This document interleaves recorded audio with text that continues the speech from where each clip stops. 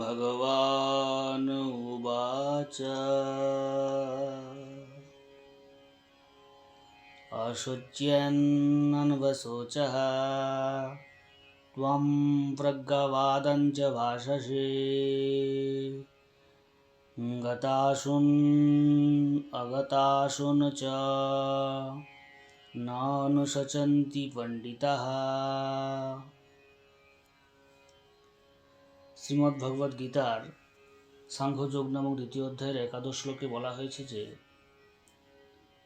সখা অর্জুন যে যুদ্ধ করতে চলেছেন তাতে অনেকেরই প্রাণ যাবে। তাই সখা অর্জুন ভগবান শ্রীকৃষ্ণকে জানালেন যে তিনি যুদ্ধ করবেন না এবং মৌন হয়ে রইলেন। এই অবস্থায় ভগবান শ্রীকৃষ্ণ ভারত অর্জুনকে আত্মস্থ করতে বলেন যে তুমি যে বিষয়ে শোক করছো সে বিষয়ে শোক করা উচিত নয়। যারা পণ্ডিত তথা আত্মজ্ঞানী তাদের কাছে জীবিত অথবা মৃত কারোর জন্য কোনো শোক নেই। দ্বাদশ সংখ্যক শ্লোকে ভগবান শ্রীকৃষ্ণ আরো স্পষ্ট করে বলেন যে না তু এব অহম ইয়াতু ন আশম ন ত্বম নেমে জনাধিপঃ ন চৈব ন ভবিষ্যামঃ সর্বে বয়মতঃ পরম। অর্থাৎ যে সমস্ত রাজাদের বিরুদ্ধে যুদ্ধ করলে তাদের প্রাণহানি হবে এই যে আশঙ্কা তুমি করছো তা সম্পূর্ণ নিরর্থক। কেননা এমন সময় ছিল না যে সেই সময় তোমার আমার ও এই রাজাদের অস্তিত্ব ছিল না। অর্থাৎ সকল সময়ের জন্যই আমরা জীবিত। অর্থাৎ এই যে বর্তমান সময়ে আমরা কথা বলছি এই বর্তমান সময়ের পূর্বে অর্থাৎ অতীতেও আমরা ছিলাম। কালের নিয়মে আত্মা নতুন বস্ত্ররূপ দেহে প্রবেশ করে আবার আমরা দেহ ধারণ করেছি।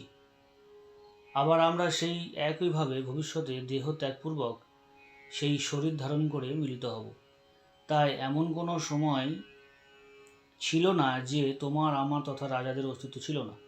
আবার এমন কোনো সময় আসবে না যে আমাদের অস্তিত্ব থাকবে না, অর্থাৎ ভবিষ্যতে থাকবো না। তাই শোক পরিহার করো। তুমি যা করছো বা করেছিলে বা করবে সবই পরমাত্মার নির্দেশ মাত্র তথা নিমিত্ত মাত্র। তাই নিষ্কর্ম অপেক্ষা কর্ম করাই ভালো। শ্রুতি অনুসারে কৃতকর্ম ও তার ফলানুসার বিভিন্ন অবস্থায় স্থিত অসংখ্য জীবেদের পরমেশ্বর ভগবান পালন করেন। কঠোপনিষদে তাই বলা হয়েছে নিত্যানাম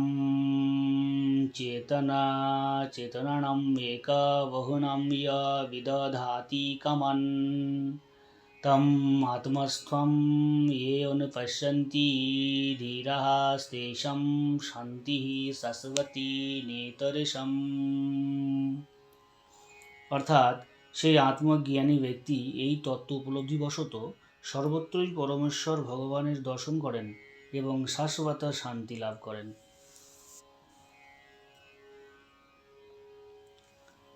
হরি ওম।